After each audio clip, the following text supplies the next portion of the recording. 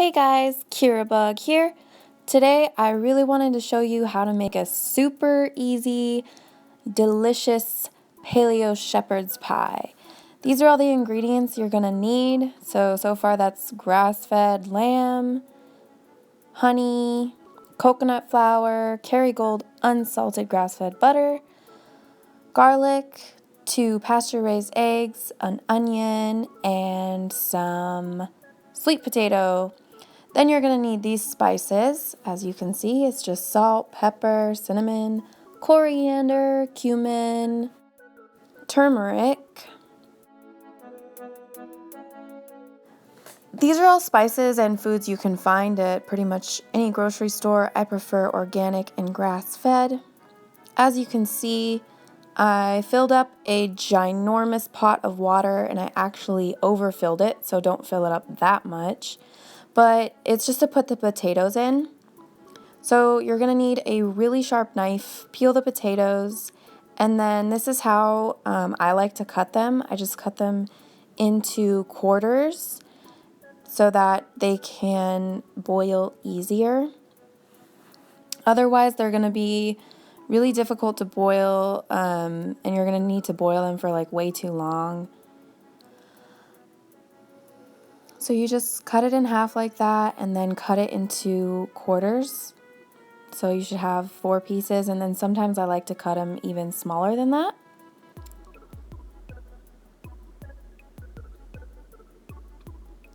This is how I chop up garlic. You just grab 2 garlic cloves, just take them off the whole thing of garlic.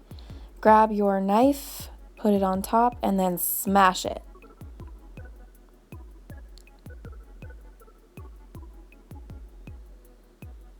Do it again with the other one. This makes it a lot easier to peel. Otherwise, you're just gonna have a really tough time. Look how easy that was. Then I cut off the ends of the garlic because it looks gross to me. And then you just kind of chop it up. There's no real system for it. You just chop it up into smaller pieces.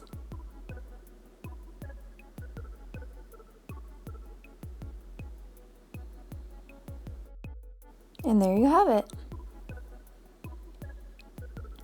And if you wanted to learn how I chopped onions, I just chopped this onion. I do have a whole separate video for that. In case you already know how to chop onions, just skip it. I put a little bit of salt in the water as it was boiling. So then I put the sweet potatoes in the boiling water one by one. If you put them all in at the same time, it's gonna splash and water's gonna go everywhere and it might get on you and it's gonna be really hot and you might burn yourself. Now you're going to preheat your oven to 400 degrees while you prep everything.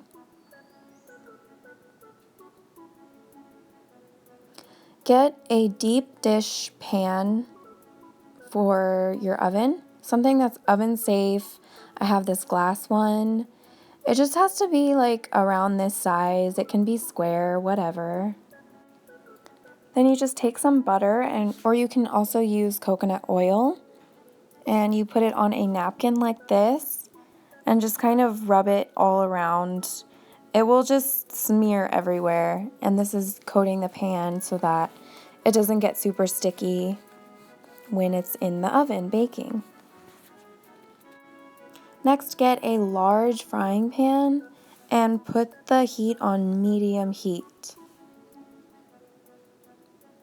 Take some butter or coconut oil, your choice. It can also be ghee. Put it in the pan, let it melt. Once it's melted but not burned, add in your onions that you chopped earlier.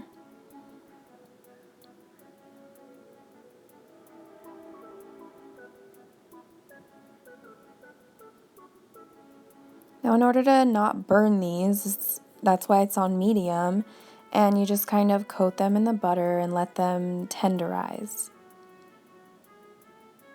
Now with the lamb, I like to put it on a plate so that I can take it out of the package and wash my hands without having to deal with, after you put it in a pan, you have to wash your hands really fast before it burns. So that's why I like to put it on a plate, and watch how easy this is. See, now you put it in the pan, you put the plate in the sink, and you don't have to wash your hands before handling your utensils and all that cross-contamination stuff. So it just makes it really simple. And you just cook the meat in the pan. Make sure that when you put it in the pan that it's way hotter than on medium, because you don't want to cook the meat in a medium heat. So you want to cook it a little higher than that.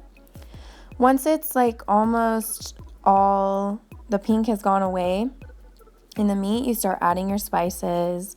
That's a tablespoon, and then I believe that's a teaspoon or a tablespoon. It doesn't really matter because it's all going to be good anyways. The spice combination is really delicious. You can't really overdo it too easily. And there's the cinnamon.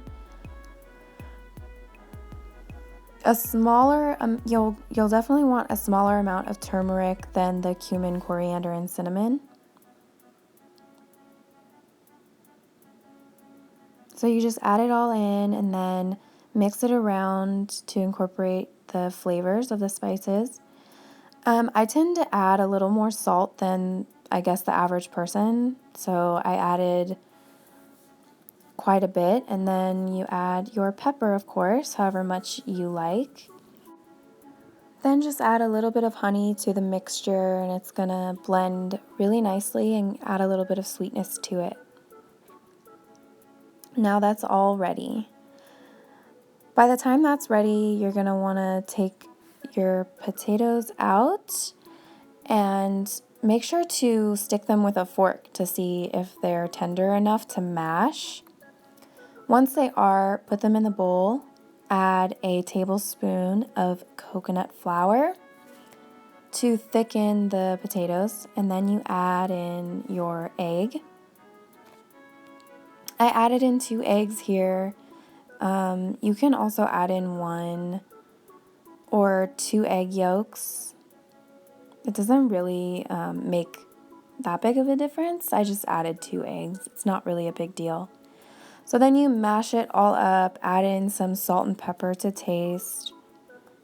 And you don't really want to eat this raw because the eggs are in it, which is why you bake it. So then you just add in a layer of sweet potato mixture to your dish, and then add all of the meat mixture to it. So you have a bottom layer of sweet potato, a middle layer of the meat mixture, the meat and onion mixture, and then you add a top layer of sweet potato mixture to it.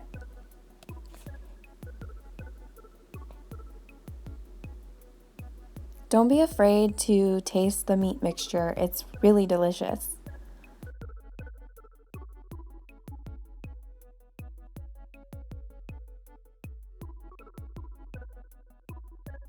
So this is how you add your top layer. This can be a little bit tricky, and it's not always very pretty, but it's so good, no one's gonna care if it's pretty or not.